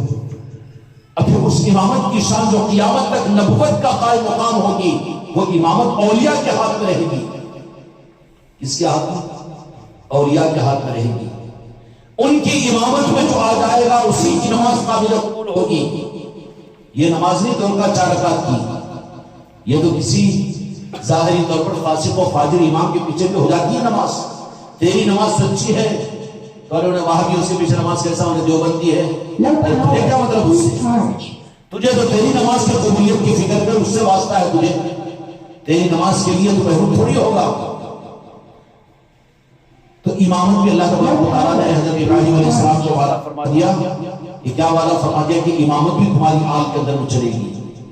وہ امامت حضرت امام حسن علیہ السلام کے ذریعے سے، امام حسن علیہ السلام کے ذریعے سے چلتی رہے گی. اور اسی سلسلے میں آل رسول کے اندر میں سے وقت کے ائمہ اولیاء کو اللہ تبارک و تعالیٰ منتخب کرتے رہیں گے، چاہے پوری دنیا میں کہیں بھی وہ ہو. اگر وہ سادات ہے، سید ہے، تو پھر ان کو اللہ تبارک و تعالیٰ منتخب کرے گا. ملک شام کے اندر میں ان سادات اکرام کو حضرت یوسف بابا حضرت شریف بابا رحمت الرضوان کو ملک شام میں پیدا ہوئے، کہا کہ چلو صداقت کے لیے ہم کعبے کے اوپر تمہیں بلا رہے ہیں، کعبۃ اللہ کے اوپر بلایا، اور پھر بلانے کے بعد بھی کیا طلب کی ہوگی، طواف کا کیا انداستہ ہوگا، اور پردوں کو پکڑ کر حضرات یوسفین نے کیا مانگا ہوگا اس وقت میں۔ اب ہم مانگتے ہیں تو کیا مانگتے ہیں، نہ رخ دیا گیا نہ حق ملا ہے، تو وہی مانگتے جتنا ظرف ہے، جتنا ظرف ہے اتنا ہی مانگتے۔ ایک سخی ہے 1,00,000 روپے دینے کے لیے بلایا، اور یہ ہے کہ مجھے 5 روپے دو جی میں بیڑی پیتا ہوں، تو ناقدری ہو جائے گی نا۔ میرے بچوں، حقیقت کی بات یہ ہے کہ حضرت یوسف رحمت الرضوان نے وہاں پر کعبۃ اللہ کا طواف کرتے ہوئے مانگا، کیا مانگا، طریقت کو مانگا، نسبتوں کو مانگا، تو اللہ تبارک و تعالیٰ نے کعبۃ اللہ کے اوپر اولیاء کا نظام، حق کا نظام ہے، کعبے کا نظام ہے، رب کا نظام ہے۔ سمجھ میں آ رہی بات؟ اس کو حق کا نظام جو نہ کہے، قرآن کا نظام جو نہ کہے، اس نظام کو بات کا نظام بدعت و شرک بولے، خدا کی نظر میں بڑا مجرم ہو جاتا ہے۔ وہ ایمان کے بجائے اس کو نفاق مل جاتا ہے۔ حضرت یوسفین رحمت الرضوان دونوں بھی آپس میں ایک دوسرے کو نہیں پہچانتے، لیکن طواف کرتے کرتے ایک کا کاندھا ایک کو لگا، اور کاندھے کو کاندھا ملنا تھا کہ فوراً زبان سے نکل گیا جزاکم اللہ خیر۔ ارے کاندھے کو کاندھا لگا تو معافی مجھے چاہنا چاہیے، لیکن آپ تو نوازش کی دعا کرتے، کیوں، کیا بات ہے؟ بات آگے بڑھی۔ اپن تو انجان رہتے نا جی پیر بھائی سے بھی، ذرا مصروف ہے کہاں لگا لو پھر خاموخواہ کے بات کو، نہیں، یہ محرومی کا رخ ہے۔ فوراً تو بولے کہ اچھا آپ دعا دے رہے میرے حق میں، آپ کون ہیں؟ تو بولے کہ میں ملک شام سے آیا ہوا ہوں۔ تو میں بھی ملک شام کا ہوں۔ آپ کہاں کے ہیں؟ مصر کا ہوں۔ پھر بولے کہ آپ کہاں کے ہیں؟ میں بھی ملک شام کا ہی ہوں، لیکن کہاں کا؟ کنعان کا رہنے والا ہوں، حضرت یونس علیہ السلام کی بستی۔ ارے تو ہم دونوں ایک ہی ملک کے، ملک بھائی ہے نا؟ کیا بھائی ہے؟ ملک بھائی ہے۔ تو چلو پھر کیا کریں گے؟ اب دونوں مل کے طواف کو پورا کیے۔ طواف کی قبولیت کے اوپر طواف سے جیسے فارغ ہوئے تو دونوں کے دل کے اندر میں وہ ایک چیز پیدا ہوئی، اور اللہ تبارک تعالیٰ نے اسی کعبۃ اللہ کے سامنے اس وقت میں حضرت سید کلیم اللہ شاہ جہاں آبادی رحمۃ اللہ علیہ بھی کعبۃ اللہ پر پہنچے ہوئے تھے۔ ان کی نظر ان دونوں کی طرف پہ پڑی کہ آپس میں گفتگو کر رہے ہیں۔ ان کی نگاہ ان کے اوپر جیسے ہی پڑنی تھی کہ اللہ کا نظام ہوتا ہے کہ نوازنے کے لیے، یہ تو قانون ہے کہ مرید پیر کو ڈھونڈے، لیکن خدا کا بعض وقت ایسا بھی نظام ہوتا ہے کہ پیر خود مرید کو نوازنے لگ جاتا ہے۔ جب اللہ کی طرف سے، میرے مصطفیٰ کی طرف سے اشارہ ہوتا ہے تو پھر وہ خود مرید کو نوازنے کے لیے مرید کے پاس پہنچ جاتے ہیں۔ حضرت سید کلیم اللہ شاہ جہاں آبادی، جن کے آستانے پہ ہم کو پہنچنے کا موقع ملا، تو کہا کہ بیٹے آپ لوگ کہاں سے آئے ہوئے ہو؟ تو بولا کہ ہم ملک شام سے آئے ہوئے ہیں۔ ٹھیک ہے، گفتگو ہوئی، نظر کا ملنا بہانہ ہو گیا۔ کہا کہ سرکار غلامی میں قبول کر لیجئے، کعبے میں آئے ہوئے ہیں۔ تو کہا کہ ذرا سوچ کر کہو۔ تو چراغ جلا ہوا تھا، دونوں چراغوں کو چراغ جب جلا دیا تو پھر حج سے فراغت، معیت پیر کے اندر میں حج ہوا پورا۔ کیا کچھ نہیں نوازا ہوگا، اور کعبۃ اللہ اور بیت اللہ سے حق کتنا ملا ہوگا حضرات یوسفین رحمت الرضوان کو۔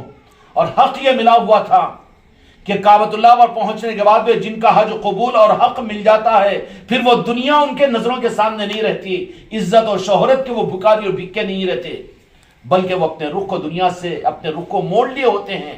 یہ پہچان ہے حج کے قبول ہونے والوں کی۔ نتیجہ یہ نکلا کہ وہاں سے پھر کہا کہ پیر و مرشد کہاں کے ہیں، کہ ہم تو ہندوستان جا رہے ہیں۔ سید کلیم اللہ شاہ جہاں آبادی بولے کہ ہم ہندوستان جا رہے ہیں۔ تو کہا کہ ہم کو بھی اجازت دیجئے، کعبۃ اللہ کے اندر میں ابھی مکے میں تم قیام کرنا، کچھ اور نوازشیں دلوانی تھی۔ اور وہاں سے کہا کہ ہندوستان ہم جائیں گے، ہندوستان کی ہے۔ تو پھر پیر کا ایڈریس جب معلوم ہوا تب ارادہ ملک شام کا نہیں کیے، دل کی دنیا بدل چکی تھی، حق کعبۃ اللہ پر مل چکا تھا، اللہ تبارک و تعالیٰ کی طرف سے نوازش ہو چکی تھی۔ اب سیدھا وہ دونوں پیر بھائی بھی آپس میں کہا کہ نہیں اب کہاں جاتے ہیں، ملک شام تھوڑی جائیں گے، بیوی بچوں کی طرف میں، اپنے خاندان برادری کی طرف میں نہیں جائیں گے، بلکہ کہاں جائیں گے؟ اب سیدھا چلو ہندوستان کی طرف ہی چلیں گے۔ کہاں گئے؟ ہندوستان کو گئے، ہندوستان کو آگے سیدھا۔ ہندوستان کو آئے تو پائے تختہ اس وقت میں دہلی، وہاں اسلامی حکومت بھی تھی، اسلامی حکومت بھی تھی۔ دہلی کو آئے، تحقیق کیا، سید کلیم اللہ شاہ باجی رحمۃ اللہ علیہ کی بارگاہ میں پہنچے، خانقاہ میں پہنچے، رہے وہاں پر۔ اس کے بعد پھر جو کچھ بھی کمیاں کیا تھی، کمال والے تھے، سادات تھے، لیکن تیار کیا۔ تیار کرنے کے بعد نے کہا کہ بیٹا تمہاری قسمت میں قطبیت تو دو جہاں کے مالی غوث الاعظم نے، اور اس میں اور ایک رخ بھی یہ ہے، سنیں گے نا، ایک رخ یہ بھی ہے۔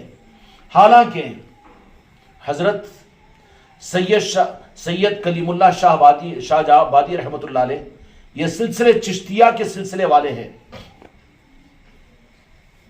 سلسلے چشتیہ کے، محبوب الہی نظام الدین اولیاء کے خلفاء کے ساتھ ان کی نسبت ہے سلسلے میں، لیکن چونکہ نسبتیں ان کو کئی ہوتی ہیں تو قادری خلافت بھی تھی، قادری نسبت بھی تھی، تو ان دونوں حضرات یوسفین کو بیعت جو کیا کلیم اللہ شاہ بادی رحمۃ اللہ علیہ نے، وہ سلسلے قادریہ میں مرید کیا۔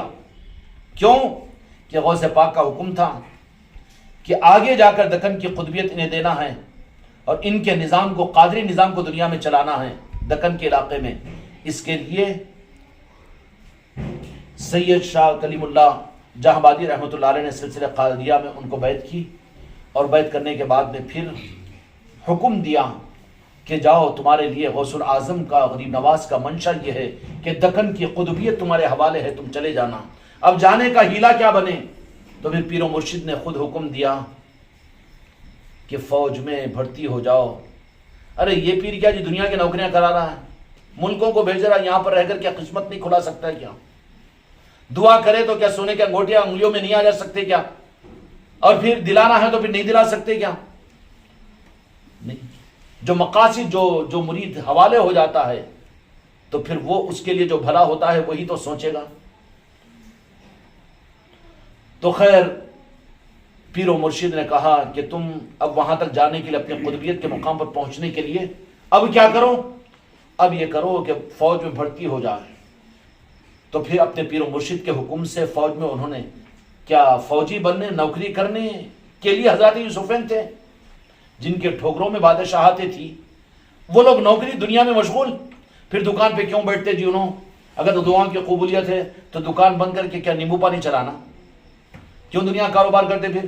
اور پھر نہیں بابا، دھوکے سے بچنے، دنیا والوں کو طریقہ دینے کے لیے کرنا پڑتا ہے وہ نہیں۔ تو حکم دیا پیر و مرشد نے کہ یہ راستہ اختیار کرو، اور وہاں پر دہلی کے اندر میں بہت دن رہے وہاں پر۔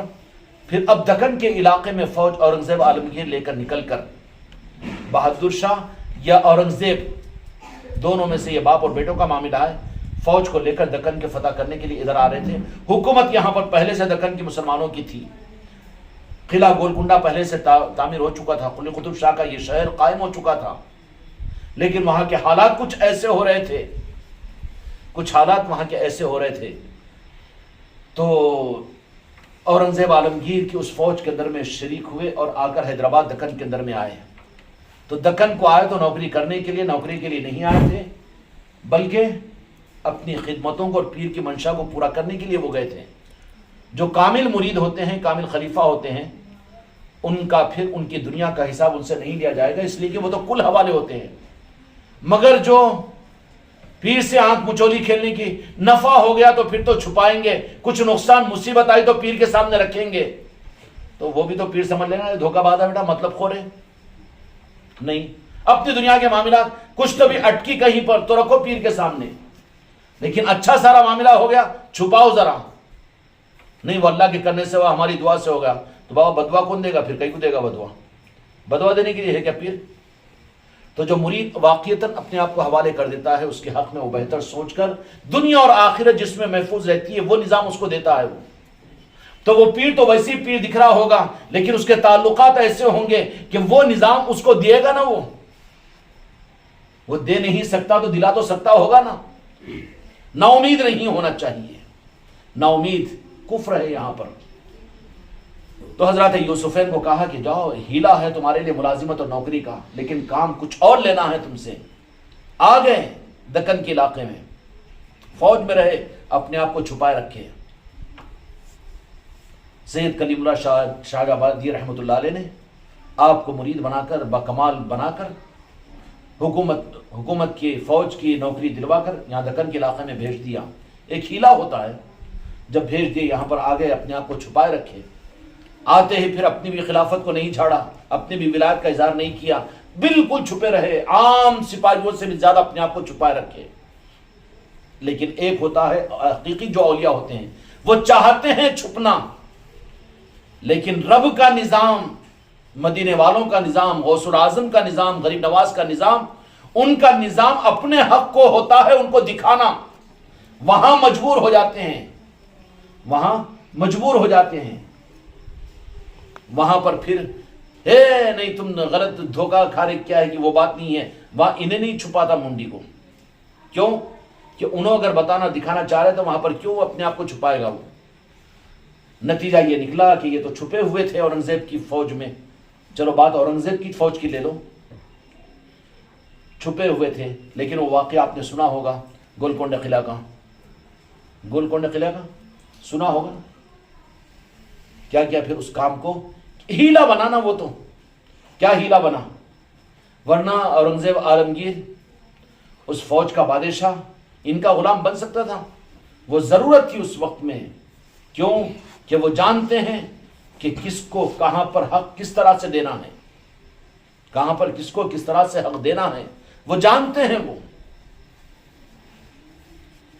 حضرت یوسفین نے وہاں پر اس شرط کے ساتھ میں کہا، کہ ٹھیک ہے گولکنڈہ فتح تو ہو جائے گا، لیکن اس کے بعد میں ہم آپ کی فوج میں نہیں رہیں گے. اس وقت میں حضرت یوسفین کہتا ہے کہ گولکنڈہ نہ ملے کوئی بات نہیں، لیکن سرکار آپ کے قدموں کو چھوڑ کر نہیں. اورنگزیب سے 2 غلطیاں ہوں گی اپنی زندگی میں، جس کی وجہ سے کہنے والے کہہ رہے ان کو اولیاء کی فہرست میں لے لے، لیکن ہمارا دل نہیں مانتا، ہماری کیا اوقات ہے. ایک تو جب تخت کے ملنے کی بات آئی تو تاج تو تمہارے خادم کے پاس میں ہے، تو کہا کہ ٹھیک ہے بعد میں دیکھا جائے گا، تو خادم ہے نا، لائٹ لے لو نا. کہ کہا کہ نہیں وہ تاج تو ہے، پہنا دے، بات کا بات دے گا. تو اس نے کہا کہ پہناؤں گا لیکن آپ کے پاس میں نہیں رہوں گا میں. تو بولے کہ دیکھا جائے گا. نہیں دیکھا، یہ ہوگا مس انڈرسٹینڈنگ. اور بھی ہوا، اور بھی کئی واقعات ہوئے. صوفی سرمد ہرے بھرے شاہ صاحب وہاں پر امام کے پیچھے نماز پڑھ رہے ہیں، تو امام کی نیت باندھتے ان کو زبردستی اٹھا کے چلو چلو چلو نماز پڑھو. بہت چکر ہے تھی نا جن لوگوں کو. تو نتیجہ یہ نکلا کہ وہاں پر زبردستی، بابا کیوں زبردستی کرے، میرے پیچھے کیوں پڑھ گئے، تمہاری نماز تم پڑھنا، میں نماز کی اقامت توڑی کرنے والا ہوں، جاؤ نا تم. نہیں کیوں ہمارے امام کے پیچھے نماز نہیں پڑھتی، تمہاری نہیں ہوتی کی نماز. ارے بابا میں نہیں بول رہا ہوں کیا، کیوں میرے پیچھے پڑے، میرے کو میرے ہاتھ پر چھوڑ دو نا. آخر میں یہ تو بولیں گا انہیں، راز نہیں کھولتے نا ہر جگہ. نہیں بولے چلنا پڑتا، چلنا، زبردستی جا کے کھڑے. اب جیسے امام رکعت بانا، اورنگزیب عالمگیر پیچھے سے آ رہے تھے بادشاہ، تو جیسے نیت باندھے تو جیسے بادشاہ آ گئے ان کے پیچھے سے آواز لگتی تھی نا جی برا کتا. ہاں آ گئے بادشاہ سلامت، آ گئے. اب اللہ کتنی لمبی قرات کھینچتے، اللہ کو سنانا کہ عبداللہ کو سنانا. ہاں سناؤ. تو جیسے ہی 9 رکعت بنے تو اب یہ بیچارے اب اتنی زور سے اتنی لمبی رکعت کی ذرا شک آ جاتا ان کو، ذرا زیادہ گھایا کرے تو، زیادہ نخرے کرے تو، جو ہوتے نا بیچارے اصل اس کے گھایوں پہ اس کے راگوں پہ سمجھ جاتے کہ بیٹا دال میں کالا ہے کچھ تو بھی خطرہ ہے، پکڑا جاتا وہیں پکڑ لیتے اس کو. تو اتنی لمبی نے کئی کو تکبیر کھینچا، تو جیسے دل کی طرف میں دیکھے تو ارے بولے بادشاہ آیا اور اس کی امام کی بیٹی کی شادی ہے، بولے خوش ہو کر کچھ تو بھی ہدیہ دے دے گا تو بیٹی کی شادی کا مسئلہ حل ہو جائے گا. تو اب انہوں نیت جیسے ہاتھ اٹھائے تو اللہ میاں تو بولا ہوگا تو میرے دوست ہے، یہ نیت کئی کو کر رہے، تمہاری نیت تو نہیں ہے. تو انہوں نے وہ نیت میں منہ میرا طرف کعبہ شریف کے بولنے کی وجہ کیا بولا، امام کی نیت میرے پیروں کے نیچے. اب زور سے بولے، وہ بھی ڈرتے نہیں رہا. پوری جامع مسجد دہلی کی بھری ہوئی ہے علماء مفتیوں سے، حتیٰ کہ وقت کا علماء کونسل بھی وہاں پر موجود ہے، شرعی عدالت بھی موجود ہے وہاں پر، اور وقت کا بادشاہ بھی مسلمانوں کا موجود ہے. سارے مفتی اور علماء کے سامنے زور سے، کیونکہ جہاں حق ظاہر کرنا ہے وہاں ڈرتے نہیں ہیں وہ. تو پھر کہا کہ امام کی نیت میرے پیروں کے نیچے ہے. اب لگ گئی آگ، جا کے کونے میں بیٹھ گئے بس کیا پڑھتے نماز. اب جیسے سلام کی جلدی میں آگے کھینچے ان کو اور وہ پکڑ کے لے آ گیا. علماء سارے بیٹھ جاؤ بولے جامع مسجد کے اندر میں، مکہ مسجد میں. ایسی چھوا تھا نا شکیل بھائی. ایک بار ہم بھی وہاں کی جامع مسجد کے امام کو بول دیے تھے ایک ساتھ ذکر کی مجلس کا جھوٹا ہے یہ، پہلے اپنی اس کی صداقت پیش کر بعد میں تو خطبہ پڑھ کے گڑو دیے تھے. اور شکیل بولے کئی کو خالی تو اعجاز بھی وغیرہ نہیں الجھتے بولے یہ کہاں بولے کود جاتے بولے خالی کبھی ماحول خراب کر دیے بولے. ماحول خراب کرے ہم کو کیا انعام ملا اس کے اوپر ہم کو معلوم ہے. نتیجہ یہ اس واسطے میں وہ کہیں اپنی تعریف نہیں کر لے رہا ہوں، میں رخ بتا رہا ہوں. میں جہاں پر حق کو پیش کرنا ہے وہاں پر پیچھے نہیں ہٹنا. تو جیسے ہی ہوا وہاں پر یہ بات تو فوراً جمعہ کے بعد دے لگتی گی پورا آ جاتے ہیں. ہاں اب شرک اور بدعت سے روکنا ہے بولے، گمراہیت ہے بولے، ارتداد کی طرف میں جا رہے، کافر بنا دے، وہ ہو جا رہا، یہ ہو جا رہا، قدم بوسی ہو جا رہی ہو. اب کتنی زبانی کتنی باتیں. تو انہوں تو بیچارے سب سن رہے کیا ہوا بھائی کیا ہوا کیا ہوا. تو نہیں بولے وہ سب کچھ بھی نہیں، تمہاری بات کچھ بھی نہیں سنتے. بولو جی مفتی صاحب، بولو جی قاضی صاحب، جو یہ کہے اتنی گستاخی کرے نماز کی نیت کی. ہاں نماز کو دین کو لا دیتے ہیں سامنے، توحید کو لا دیتے ہیں سامنے، قرآن کو لا دیتے ہیں سامنے. تو بولے کہ میں کیا بھائی قرآن کا نہیں نماز کا نہیں کیوں. تو تم نے اتنی بڑی بے ادبی کرے کہ کیا کہ یہ کفریہ جملہ تھا. آپ کی نیت کے بجائے آپ نے پیروں کے نیچے بول دیے امام کی نیت کو گستاخی ہے. قاضی القضات کو اجرت میں بولے کہ کیا فیصلہ ہے اورنگزیب عالمگیر کے پاس میں کیا فیصلہ ہے ان کا. قاضی القضات بیچارے عالم اور مفتی صاحب تو انہوں تو بولے کہ ایسا فاسق و فاجر اور ایسا انکار کرنے والوں کو قتل کر دیا جائے. شہید تو نہیں بولے ہوں گے نا جنوں، کیوں قدم اسے کرا لے سوالے جہنم میں تو انہوں طے کر دیتے نا. انہوں شرک کرے بولے انہوں جہنم میں جاتے کیسا بھی بول گئے. چلو تمہاری جہنم میں صحیح، تمہاری جہنم میں ہم کو سکون ملے گا وہاں پر بول دیں گے غریب نواز کو. ان کی جہنم میں بدعقیدوں کی جہنم میں تھے ہم تو ہم کو وہیں پر جنت نظر آئے گی. اوپر پیچھا چھوڑا تو اب وہاں پر تو بولے کہ ٹھیک ہے شریعت کی بات ہے بالکل تیار ہوں، شریعت کا انکار نہیں کرتا میں. تو پھر کیا ہے سولی پر چڑھایا جائے، کیا کریں قتل کر دیا جائے. جامع مسجد کی سیڑھیوں پر لایا گیا جلاد کو. اسلامی بادشاہ کی نظر میں مفتیوں اور عالموں کی نظروں کے سامنے یہ چیز ہو رہی ہے. اورنگزیب عالمگیر کے زمانے میں نتیجہ یہ نکلا کہ وہاں پر لے کر آ کر کس کی کون تھے وہ بزرگ صوفی سرمد سیڑھیوں کے اوپر گردن کو کاٹ دیا گیا. جیسے کٹی گردن تو فوراً کٹے ہوئے بدن کے ساتھ میں ان لوگ کبھی چھپتے کبھی ظاہر ہوتے. امام حسین اپنے آپ کو چھپایا اور صوفی سرمد ہے کہ ظاہر کر دیا. کٹے ہوئے بدن کے ساتھ اپنے سر کو اپنے ہاتھ میں لے کے یوں کر رہے. امام حسین علیہ السلام کا سر مبارک تھا کہ قرآن پاک کی تلاوت کر رہا تھا، پیغام دے رہا تھا. اب یہاں پہ ایک کرامت کو بتانا ضروری تھا. تو یوں جیسے کیا تو اس وقت میں مورخین نے، غیر مسلم مورخین نے اپنی کتابوں میں لکھا ہے کہ صوفی سرمد اپنے سر کٹے ہوئے سر کو لے کر یوں کر رہے تھے تو پوری دلی ڈول رہی تھی، جھولے کی جگہ جھول رہی تھی. قریب تھا کہ پوری دلی برباد ہو جائے. فوراً وہاں پر آپ کے پیر و مرشد تھے، کہا کہ ارے بیٹے کہ کیا بات ہے، شریعت کے نام پر شہید کیا گیا ہے نا، کیوں پھر خاموش سکوت. ٹھنڈے پڑ گئے. اس کے بعد میں ہوا کیا، پھر اورنگزیب عالمگیر دلی میں نہیں رہ سکا. دلی کے حدود کے باہر اگر رہتے تو مست چنگا پھنگا رہتا، اور جیسے دلی کے حدود میں آ جاتے اتنا خطرناک سردرد کنپٹیاں سیکھتے کہ بے چین ہو کر باہر نکل جانا پڑتا تھا اورنگزیب کو. آخرکار پوری زندگی اورنگزیب مردود نہیں تھے، نیک آدمی تھے، بڑی خدمات ہوئی ہے دین کی. ولایت کا معاملہ اس لیے میں یہ نہیں کہہ رہا ہوں اپنی بات کے سمجھانے کے لیے. ولایت کا نظام الگ ہے، دینی خدمتوں کا بدلہ اللہ تعالیٰ عطا کر دے گا، جنت کے اعلیٰ درجات دے دے گا اللہ تعالیٰ. لیکن ولایت کے نظام میں اس کو مٹ مت کرو. کوئی اچھا بیان کرنے والے دکھا ماشاءاللہ کیا ولی اللہ نہ کو بولو، اور کوئی بڑے محدث ہے، بڑے عالم صاحب ہے، بڑے تقریر کرنے والے کیا ولی اللہ ہے نہ کو بولو، توہین ہو جائے گی. وہ ولایت الگ ہے، ولی کے لیے ضروری ہے کہ مولا علی کا وہ غلام ہو، ان کے دفتر کا رجسٹرڈ ہو، غوث و خواجہ کا سچا غلام ہو، وہ جس کی زبان پر غوث و خواجہ کبھی زندگی میں نہیں آتا، صرف صحابہ صحابہ صحابہ ہی کہتا رہتا ہے، گستاخی اور بیعت بھی نہیں ہے، لیکن اس لائن کا آدمی نہیں ہے، وہ پہچان دے رہا ہے، وہ جو ان کا غلام ہوگا تو اپنے آقاؤں کا نام نہیں لے گا وہ۔ اب اس کے بعد میں ہوا کہ اسی لیے دہلی کے پائے تخت کو اورنگزیب کو پوری زندگی کبھی دکن کا سفر، کبھی ادھر کا، کبھی ودربھا کا، بس گھومتے ہوئے رہنا پڑا، دلی میں ٹہل نہیں سک رہا تھا، طبیعت آتے ہی دلی کے حدود میں خراب ہو جاتی تھی۔ اور نتیجہ کیا نکلا کہ پھر خلد آباد کو، اورنگ آباد کو منتقل کر دیا پائے تخت، وہاں پر اسی درد و تکلیف کے اندر میں اورنگ آباد پہنچے، ان کے پیر و مرشید نے بشارت کے اندر میں آ کر کہا، وہ بھی صاحب سلسلہ تھا اورنگزیب کی،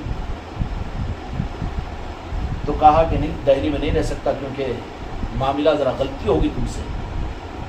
اب اس کی بیچارے کی غلطی کیا تھی؟ علماء اور مفتیوں کی بات سنا تھا نا بیچارہ، گڑھے میں ڈالتے اسی چیل ہوگا، وہ نہ کوئی شرک ہو جاتا، وہ بدعت ہو جاتی، غوث و خواجہ بولنے والوں کے پاس میں مت جاؤ، وہ قدم بوسی اور پنجتن پاک، وہ شیعہ ہے کہ انہوں کیا ہے کہ کیا نہیں کی، ایسی گڑھے میں ڈال دیتے۔ اور اورنگزیب کو ڈال دیا نا جی، خلد آباد کو چلے گئے وہاں پر۔ اس کے بعد میں پھر وہیں پر اپنے پائے تخت کو بنایا اور وہیں پر ان کا انتقال ہوا، اور زرزری بخش رحمت و رضوان کی چوکھٹ کے باہر ان کا مزار ہے اورنگزیب کا۔ کہہ دو رحمت اللہ علیہ، یقیناً رحمت اللہ علیہ، اللہ رحمتی نازل کرے گا۔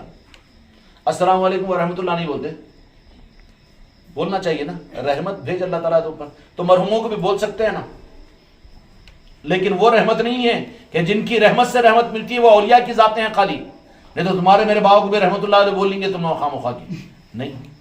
وہ رحمت اللہ علیہ وہ ہے جن کو رحمت اللہ علیہ بولے تو وہ رحمت کا پیکٹ دیتے ہیں، راجن شاہ ولی رحمت اللہ علیہ بولو، حضرت یوسفین رحمت اللہ علیہ بولو، اور ان کے ساتھ نے بھیج دیا حضرت یوسفین کو۔ ایک ہیلا ہوتا ہے، جب آگے ادھر دکن کے علاقے کے اندر میں، دکن کے علاقے میں جیسے ہی آئے، کام کے مقصد کے لیے پہنچا دیا گیا، جب ہو گیا یہاں پر تو جلدی جلدی کے اندر میں گولکنڈہ قلعہ فتح کرنے کا۔ بابا طریقت کی راہ کے اندر میں ہر وقت میں یہ دو آپشن آتے ہیں، ایک وہ حق جو قیامت تک تمہاری نسلوں کو ملنے والا ہے وہ لو، یا اس کے بدلے میں دنیا لے لو۔ وہاں پر ہر مرید کو اپنی زندگی میں فیصلہ کرنا پڑتا ہے۔ اگر اس نے نسبتیں سنبھالا اور حق کو سنبھالا تو نسلیں نوازی جائے گی، بجائے اس کے اس کا ایوارڈ اگر لے لیا، اس کا منافع اگر حاصل کر لیا، اس کا منافع حاصل کر لیا تو وہ منافع تو مختصر رہے گا، ختم ہو جائے گا نا۔ نتیجہ یہ نکلا کہ حضرت یوسفین نے کہا کہ شرط کے ساتھ میں آپ کے قلعے گولکنڈہ کو آپ کو فتح کروا دیتے ہیں کہ اس کے بعد میں ہم آپ کے ساتھ میں نہیں جائیں گے۔ تو کہا کہ ٹھیک ہے، یہ تو کام ہو جانے تو دیکھیں گے۔ انہوں سننے والے رہتے گی، نہیں بات بدلنے والے رہتے گی، چلو پہلے نہیں بولے تھے اب چلتے بول کے تھوڑی بولیں گے، ہاں اس وقت بولیں گے جب کہ حکم دے دیا جائے۔ اس کا طریقہ کیا ہوتا ہے معلوم ہے؟ وہ کہیں کو بتانا، تم لوگوں کا بھی ایک ہی مرتبہ میں بول کے ذرا پریشان ہو گیا، اس واسطے زیادہ راز ابھی نہیں بتاتا ہوں۔ ہماری بیگم کچھ راز بتا دیا تھا، حج کا سارا معاملہ طے ہو گیا، مگر ایک روح بتا دیا تھا بیگم صاحبہ کو، تو پھر ہمارا وہاں پر کینسل ہو جانا پڑا۔ نہیں وہ بتا دیا نا، بولے کہ وہ بھی تو التجا کر اس واسطے ساتھ میں لے کر آؤ، اکیلے نہیں آنا، بول کے ابھی تک رک گئے ہم، اس واسطے وہ نہیں بتاتا ہوں، نہیں تو کیسا منہ کھول کے سن رہے۔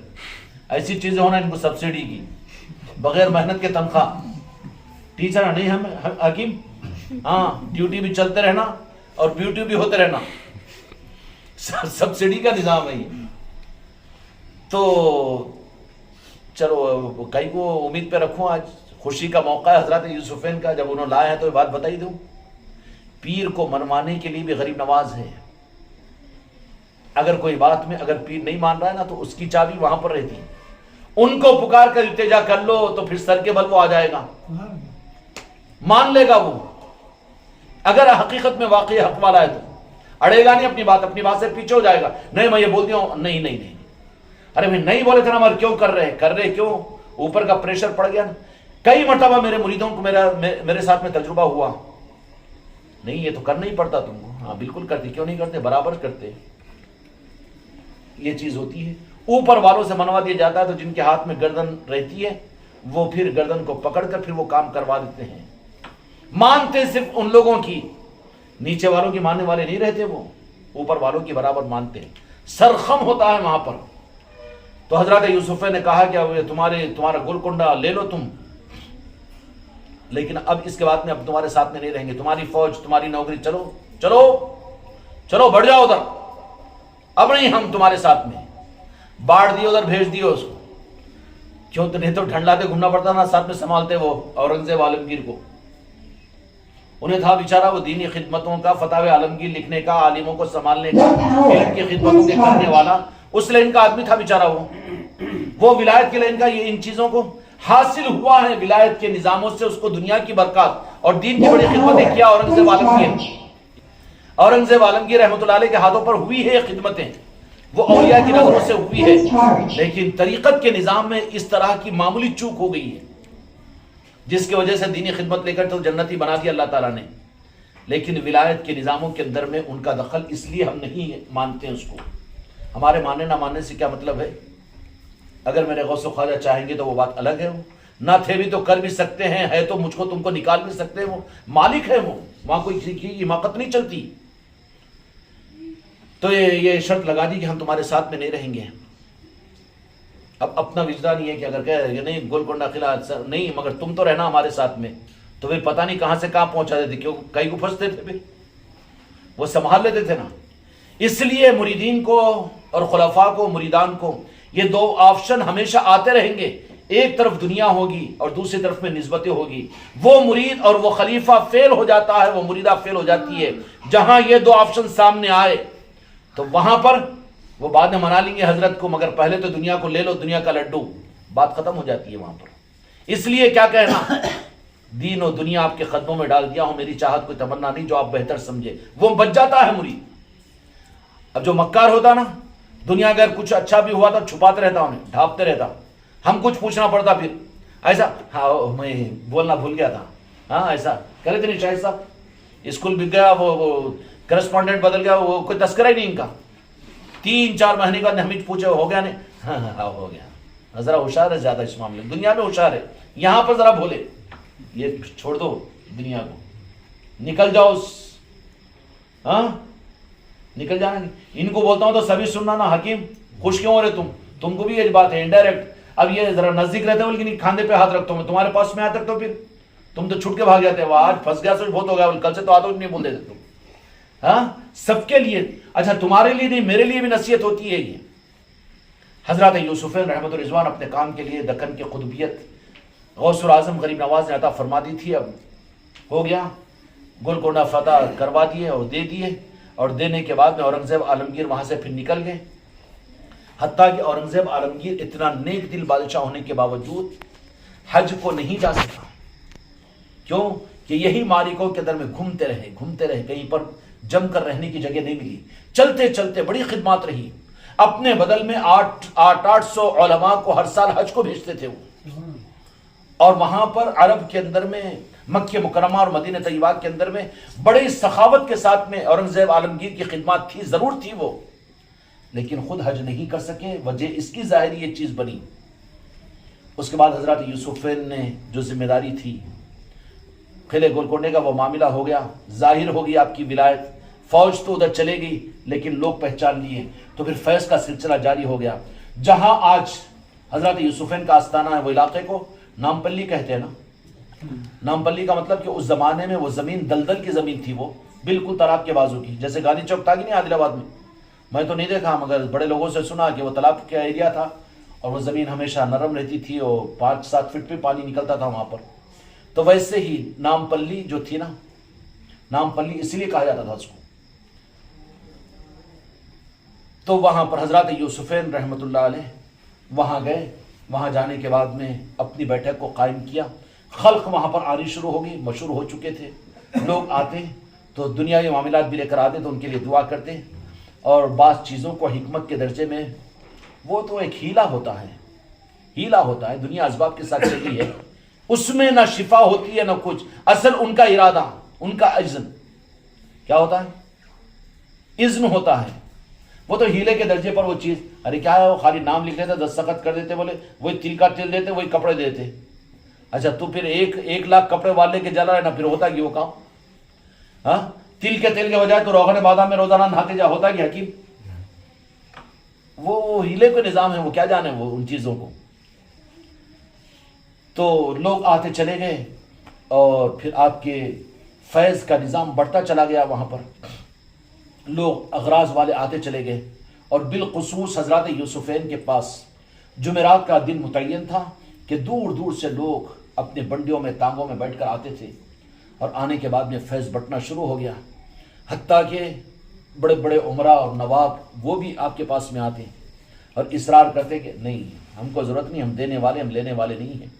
بالکل اس نام پلی کے علاقے میں اپنی مسند کو قائم کیا، اپنی خانقاہ کو قائم کیا اور وہاں سے فیض کے سلسلے کو جاری کیا اور آج تک ان حضرات یوسفین کا فیض جاری ہے. حضرات یوسفین کا فیض جاری ہے. میرے بچوں، یہ ہوتا ہے اولیاء کے نظام. اللہ تبارک و تعالیٰ ان نظاموں کو ہم کو سمجھنے کی بھی توفیق عطا فرمائے. خوش قسمتی سے یہ سمجھیے کہ نسبتیں، دولتیں، چوکھٹیں تو تم کو ہم کو مل گئی ہے. یہ حق کی بنیاد ہے کہ غریب نواز کو لیتے ہیں تو تمہارے اندر میں الرجک پیدا نہیں ہوتا ہے.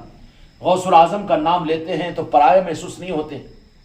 بہت سے لوگوں کو تو یہ ایک دم جھٹکا لگتا نا جی ان کو، ان میں تو خدا پاک نے تم کو مجھ کو نکال لیا. پھر نور علی نور ہے کہ چوکھٹ کے ساتھ میں نسبت بھی ہے، خانقاہوں میں آنا جانا بھی ہے. اگر ان کے نام لیواؤں کے اندر میں شامل ہونے کے لیے اگر مرید بھی بنے ہوئے ہوں تو یہ تو نور علی نور کی بات ہے، قبولیت کے راستے کے آگے کی چیز ہے. یہ چیزوں کے حاصل ہونے کے بعد بھی ضرورت ہے کہ ان نظاموں کو حقیقت میں جاننے کی کوشش کرو. نہیں جانو گے تو پھر نتیجہ کیا نکلے گا کہ جتنی قیمتی چیز ہے اس کی قیمت کو نہ پہچاننے کی وجہ سے تم سے چھین لی جائے گی اور بہت کم دنیا کے عوض میں تم سے نسبتیں ختم ہو جائے گی. پھر کیا ہو، نہیں اب نہیں جا رہے ہم خانقاہ کو بھی اور ہم نہیں ہے نسبت، وہ پیری مریدی کی اب ضرورت نہیں ہے، ہم کو قرآن کافی ہے. اب بس ہم کو اللہ کی جنت نہیں دیتا کہ اس کے بغیر. کیا ہوا، وہ دی ہوئی نعمتیں تھیں ناقدری کی وجہ سے چھین لی گئی. نہیں بولا ذرا رخامہ ان کو سمجھ میں نہیں آ رہا، جا رہے مہینے میں ایک مرتبہ، خالی جمعہ کو جمعہ جا رہے. کیا ہوا، ناقدری کی وجہ سے نعمتوں کو چھین لیا گیا. قدر کرنا سیکھو ورنہ دشمن تو لگا ہوا ہے. دشمن نفس اور شیطان کو کسی اور چیز سے بیر اور کوئی عداوت نہیں ہوتی. صرف شیطان کی دشمنی تو صرف آل رسول اولیاء کے نظاموں سے ہوتی ہے. وہ ہزاروں چیزیں لے کر آ کر تم کو ان نظاموں سے کاٹنے کی کوشش کرے گا. کوئی چیز رکاوٹ نہیں بنتی مگر 24 گھنٹے میں کوئی صدمہ نہیں، ہر جگہ موجود. لیکن وہی 1 گھنٹہ اس کو کھٹک جاتا ہے، وہیں پر آنے کے اندر میں 25 کھٹکھٹے آتے رہتے. مغرب سے عشاء تک بولو تو بہت بوجھ دکھتا نا، نہیں دکھتا بوجھ؟ کیوں دکھتا؟ یہی تو چیز ہے پہچان کی. نسبتیں جب حاصل ہوئی ہے تو ان نسبتوں کی قدر کو جانو ورنہ ناقدری اگر ناقدری کھٹک گئی تو پھر نسبتوں سے محروم کر دی جائیں گے. اس لیے اولیاء کے نسبتوں کی ان قدردانی کے راستے کو اختیار کرنے کی ہمیں توفیق عطا فرمائے. اس کے لیے تعلیمات کی مجلس کو سنو بھی، مجلسوں میں آؤ بھی، اپنے قلب کو نسبتوں کے ساتھ میں مضبوط بھی کرو تو پھر امید ہے کہ قدردانوں میں شمار ہوگا تو پھر نوازتے ہی نوازتے چلے جاؤ گے. اللہ تعالی حق کے ساتھ ہم سب کو آگے بڑھائے. بحق لا الہ